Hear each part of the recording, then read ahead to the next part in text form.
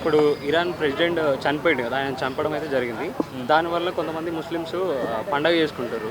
అంటే అది ఎంతవరకు కరెక్ట్? అంటే కొంతమంది ఇక్కడ మన ఇండియన్ ముస్లిమ్స్ కూడా కొంతమంది ఏంటంటే వివాదాలకు దిగుతున్నారు, గొడవలకు అల్లర్లకు అలా కారణమవుతున్నారు. ఆయన ఎవరు? ఇప్పుడు మామూలుగా ఆయన ఎవరో చనిపోతే మనకు వచ్చిన నష్టం ఏంటి? ఇప్పుడు మన దేశంలో గాంధీజీ గురించి ఏదన్నా ఒక నిరసన తెలియజేస్తే దానికి మన సందర్భం తెలియజేయచ్చు. ఛత్రపతి శివాజీ గురించి అయితే మనం ఏదన్నా చెప్పొచ్చు. పోనీ అలాగే ఇంకొక దాని గురించి సుభాష్ చంద్రబోస్ జయంతులు చేయరు. పోనీ ఆయన చనిపోయిన రోజు ఏదైనా నిరసన తెలియజేయరు. పోనీ ఏపీజే అబ్దుల్ కలాం గారు కూడా ముస్లిమే కదా. ఏపీజే అబ్దుల్ కలాం గారు కూడా మన దేశం సైంటిస్ట్ కదా. మరి ఆయన చనిపోయినప్పుడు ఏ నిరసనలు చేయలేదే? మరి ఎవడో తెలియదు, ఈ దేశంలో పుట్టినోడు కాదు, ఎక్కడి నుంచి వచ్చాడో తెలియదు, వాడెవడో వాని దేశంలో చచ్చిపోతే మనం ఎందుకు నిరసనలు తెలియజేయాలా?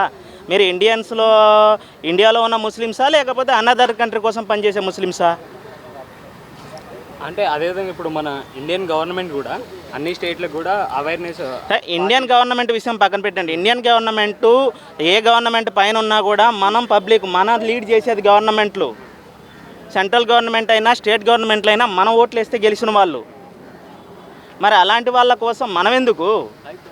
ఇప్పుడు ఎక్కడో ఉన్న వాళ్ళ కోసం మన ఇక్కడ నిరసనలు తెలియజేసేది అంటే మన దేశం కాదు కదా. ఇప్పుడు నేను ఒక హిందువుగా దీన్ని నేను ఖండిస్తున్నా. ఇది అయితే మాకు ఇష్టం లేదు, ఇండియన్స్కి అయితే హిందువులకి ఇష్టం లేదు, ఇండియన్స్కి కూడా ఇష్టం లేదు. ఎవడో మాకు తెలియని వాడి కోసం మీరు నిరసనలు తెలియజేసేదండి ముస్లిమ్స్. ఇప్పుడు అదే కదా నేను చెప్తున్నా. ఒక ఇండియన్ సోల్జర్స్ చనిపోతే ఎవడు దాని గురించి మాట్లాడరు, నిరసనలు తెలియజేయరు. ఒక బాంబ్ బ్లాస్ట్ చేస్తే దాని గురించి ఎవరు నిరసనలు తెలియజేయరు. మరి ఎవడో చచ్చిపోతే వాని దేశంలో వాడు చచ్చిపోతే చచ్చిపోని, వాడు ఏం చేస్తే మనకెందుకండి? మన దేశంలో ఎవరైనా చచ్చిపోతే వాళ్ళు నిరసనలు తెలియజేస్తున్నారా? పోనీ మన దేశంలో ఏదైనా జరిగితే వాళ్ళు నిరసనలు తెలియజేస్తున్నారా? భారతదేశంలో ఇది జరిగిందని చెప్పేసి మరి మనకేం పట్టింది? ఇప్పుడు ఏదైనా మాట్లాడితే సనాతన ధర్మం గురించి మాట్లాడారు, ఇండియా వీళ్ళు పబ్లిక్ ఒక్క సైడు వారి సైడ్ అంటారు కదా. మరి దీన్ని ఏమంటారు? మరి దీన్ని చూస్తే ఎవరికైనా కోపం వస్తుందా రాదా? అంటే ఇరాన్లో ఉన్న ముస్లిమ్స్కి అంటే అక్కడికి ముస్లిమ్స్ ఎక్కడున్నా ముస్లిమ్సే, ఇండియన్స్ ఎక్కడున్నా ఇండియన్సే. ఇక్కడ ఉండే వాళ్ళు ఇక్కడే ఉంటాం. ఇక్కడ ఉన్నంత ఫ్రీడమ్గా అక్కడికి వెళ్ళి నిరసన తెలియజేస్తామంటే వాళ్ళు ఒప్పుకోరు కదా. అందుకే జబర్దస్త్ రష్మి గారు కూడా ట్వీట్ చేశారు కదా, ఇక్కడ ప్రొటెస్ట్ చేయాలంటే ఇరాన్ వెళ్ళి ప్రొటెస్ట్ చేసుకోండి, నరేంద్ర మోదీ గారు పంపించేయండి అని చెప్పి ఆమె ట్వీట్ చేశారు. తప్పులేదు. మరి ఇక్కడ మేము బతకడానికి మాకు ఇబ్బందిగా ఉంది, మాకు ఈ దేశంలో ఒక రక్షణ లేదు అనేవాళ్ళు వెళ్ళిపోవచ్చు ఇక్కడి నుంచి, మాకు అవసరం లేదు. ముఖ్యంగా ఏంటంటే ఈ దేశ ప్రజలు అందరితో మమేకమై, హిందూ అయినా ముస్లిం అయినా క్రిస్టియన్స్ అయినా ఎంతో ప్రేమ అనురాగాలతో ఉంటాం ఇక్కడ. వాళ్ళు మనల్ని బంధువుల్లా చూస్తారు, మనం వాళ్ళని బంధువుల్లా చూస్తాము. అందరూ ఒకరినొకరిని అర్థం చేసుకొని ముందుకెళ్ళే దేశం ఇది. మన దేశంలో ఉన్నట్టు అక్కడికి వెళ్ళేసి మనం ఉంటామంటే 2 నిమిషాలు తట్టుకోలేరు కొడుకులు ఎవరు. 2 నిమిషాలు ఇండియాని చూస్తే తట్టుకోలేరు. మనది మాత్రం వాళ్ళ జెండాలు ఎగరేసినా గమ్మున ఉండాలా?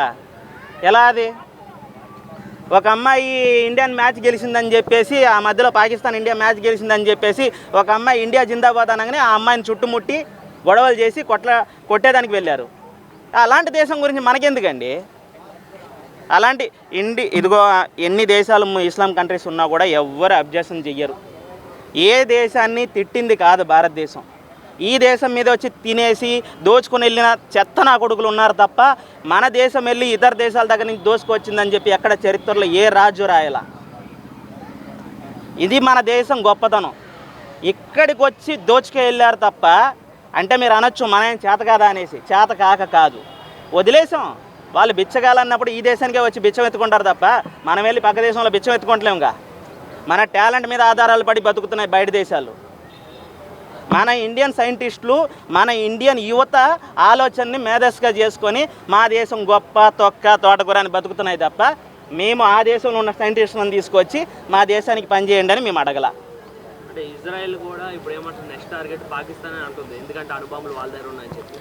అణుబాంబులు మన దగ్గర కూడా, ఒకవేళ పాకిస్తాన్ కూడా ఇప్పుడు అలా కాదు, అణుబాంబులు మన దగ్గర కూడా ఉన్నాయి. ఏమైనా షోకేజీలో టపాస్కాయలు పెట్టినట్టు పెట్టడానికి పెట్టుకున్నారా? టైం వచ్చినప్పుడు మేము ఉపయోగిస్తాం. ఇది భారతదేశం. పాకిస్తాన్ కూడా అలాగే అంతం చేస్తే ఇప్పుడు అంటే పాకిస్తాన్ కోసం కూడా ముస్లిం ప్రొటెస్ట్ చేస్తారు ఇక్కడ. మేము మా సాంప్రదాయాలు, మా పురాణాల్లో నుంచి తీసుకుని అణుబాంబులు కనిపెట్టినాడు కూడా మాకు అణుబాంబుల గురించి చెప్తున్నాడు. ఇండియన్ హిస్టరీలో నుంచి తీసుకొని అణుబాంబులు కనిపెట్టినాడు కూడా మళ్ళీ మాకు చెప్తున్నాడు ఇండియన్ హిస్టరీ గురించి. అవన్నీ మాకెందుకండి? మరి ఇక్కడ ఉన్న ముస్లిమ్స్ అందరికీ విన్నపం, అక్కైనా చెల్లైనా అన్నైనా తమ్ముడికైనా అందరికీ నా విన్నపం, దయచేసి అనదర్ కంట్రీ పర్సన్స్కి ఎవరు సపోర్ట్ చేయవద్దు. మీకు అంతగా ఉంటే ఆ దేశంలోకి వెళ్ళి నిరసన తెలియచేయండి. ఎవరిని ఉద్దేశించి మాట్లాడింది కాదు. చాలామంది సెలబ్రిటీలు వాళ్ళకి మద్దతు తెలుపుతున్నారు, మరి వాళ్ళ అభిమానులు కూడా వాళ్ళని ఫాలో చేస్తారు. అలాంటి వాళ్ళకి అభిమానించొద్దు. అలాంటి వాళ్ళకి అభిమానులు ఎవరు ఉండరు. ఇండియాని కింద చేసి అలాంటి వాళ్ళకి సపోర్ట్ చేస్తే మాత్రం వాళ్ళే దెబ్బతింటారు ఫ్యూచర్లో. అలాంటి వాళ్ళకి అసలు భవిష్యత్తు కూడా ఉండదు. తీరా చూస్తే ఒక్క దేవుణ్ణే మనం పల్లెత్తి ఒక మాట అన్నాం. ఒక అవసరమైతే కుక్కకు అన్నం పెట్టి ప్రేమించే మనస్తత్వం మనది. వాళ్ళు మనుషుల్ని చంపినా కూడా ప్రేమించని మనస్తత్వం వాళ్ళది. అలాంటి వాళ్ళ కోసం మాకు అవసరం లేదండి. దయచేసి చూడు, హిందూ అయినా ముస్లిం అయినా క్రిస్టియన్ అయినా ఈ దేశంలో కలిసికట్టుగా బతుకుతాం. వాళ్ళంటే మాకేం కోపాలు తాపాలు గొడవలు ఏం లేవు. కానీ ఏ దేశానికి చెందినోడో చచ్చిపోతే ఈ దేశంలో నిరసన చేయటం, ఆయన ఏమైనా సుభాష్ చంద్రబోసా, లేకపోతే గాంధీజీయా, ఇందిరాగాంధీయా, రాజీవ్ గాంధీయా, లేకపోతే శివాజీ ఛత్రపతి, మహారాణా ప్రతాప, ఏపీజే అబ్దుల్ కలామా? మరి ఆయన కోసం మా నిరసన ఎందుకు తెలియజేయాలి? ఇక్కడ పుట్టి ఈ దేశంలో పుట్టి ఈ దేశంలో ఉన్న వాళ్ళు మరి ఎలా, ఎందుకు మేము అడుగుతాం, హిందువులు అడుగుతాం, ఎందుకు చేస్తున్నారు? ఏం వస్తే చేస్తున్నారు? ఒక మనిషి చచ్చిపోతే చెయ్యొద్దా అంటే, నీ దేశంలో ఉండే చేయవయ్యా నువ్వు. ఈ దేశంలో పుట్టినోడి కోసం చెయ్యి, ఈ దేశం కోసం పోరాడినోడి కోసం చెయ్యి. ఝాన్సీ లక్ష్మీబాయి చేయొచ్చుగా, ఏం అలాంటి వాళ్ళ కోసం చేయరదా? ఆ నీరు ఆర్య కోసం చేయొచ్చుగా, మరి ఎందుకు చేయలేదు?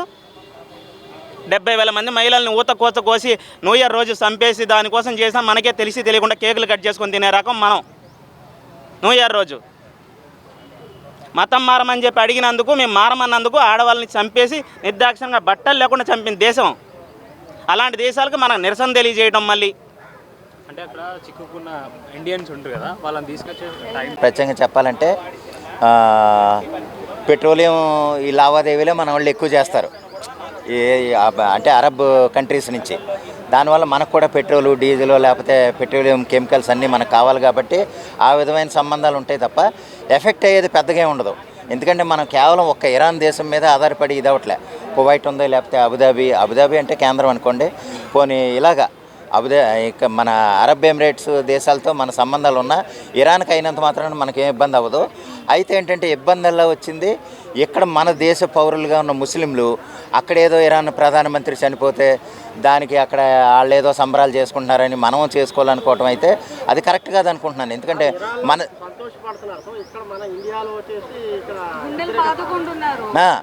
నేను అనేది ఇరాన్ ప్రధానమంత్రి చనిపోతే వాళ్ళు సంతోషపడుతున్నారు, ఓకే.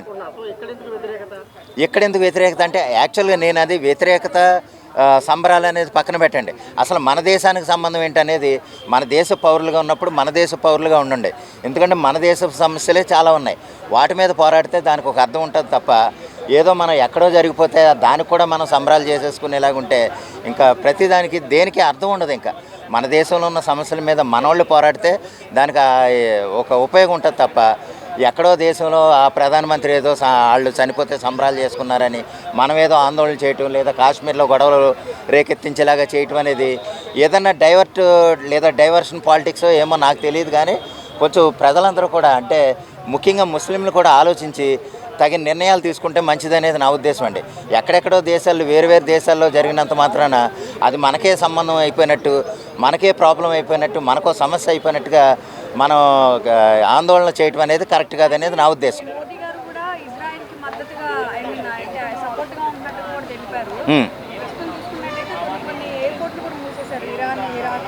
అవునండి.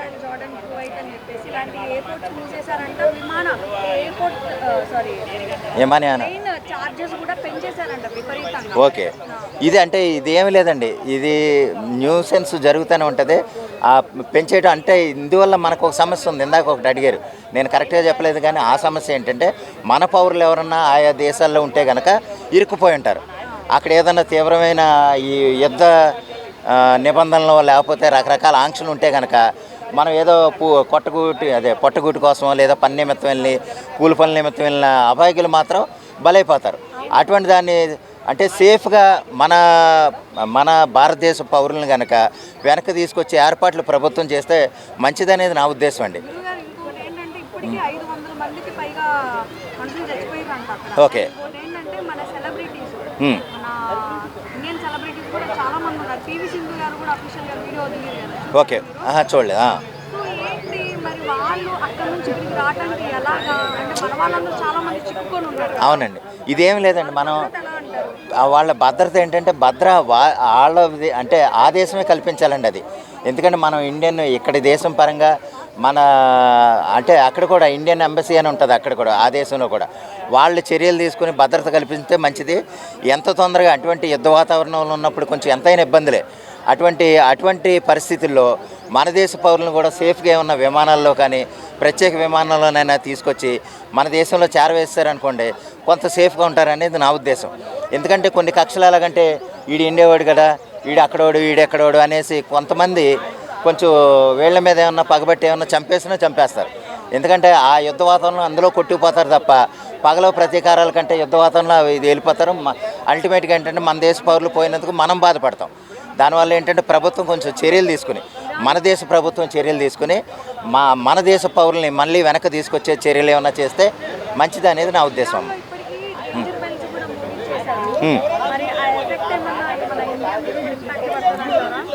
అంటే ఎఫెక్ట్ అంటే కాదండి, మన దేశ పౌరులను తీసుకొస్తే ఎఫెక్ట్ ఏం పడదు.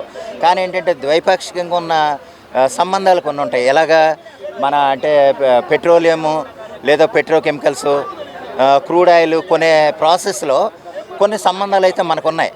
ఆ సంబంధాలు కనుక కొంచెం ఇబ్బంది లేకుండా కొనసాగితే మంచిదే. అంటే యుద్ధ వాతావరణం, ఆయన ఏదో ప్రధానమంత్రి గారు చనిపోయారు, ఇంకో ప్రధానమంత్రి గారు వచ్చి అక్కడ ఆవేశాలను ఏమన్నా చల్లార్చేలాగా చేసి మళ్ళీ నార్మల్ స్థితికి తీసుకొచ్చారనుకోండి, యుద్ధం అంటే దేశం పరిస్థితి బాగుంటుంది, మన ద్వైపాక్షికంగా ఉన్న మన దేశ పరిస్థితులు బాగుంటాయి, ఆ దేశ పరిస్థితి కూడా బాగుంటుంది.